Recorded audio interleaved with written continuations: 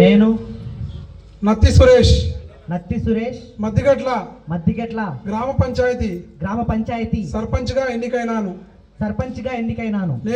నేను శాసనం ద్వారా ఏర్పాటు చేయబడిన భారత రాజ్యాంగానికి నిజమైన విధేయత కలిగి ఉంటానని భారతదేశ సార్వభౌమత్వం మరియు ఏకత్వాన్ని కాపాడుతానని తెలంగాణ పంచాయతీరాజ్ చట్టం 2018 మరియు దాని కింద రూపొందించిన నియమావళి ప్రకారం నా విధులు మరియు బాధ్యతలను భయము పక్షపాతము లేకుండా నిష్ఠతో మరియు నిజాయితీతో నిర్వహిస్తానని ప్రమాణం చేస్తున్నాను.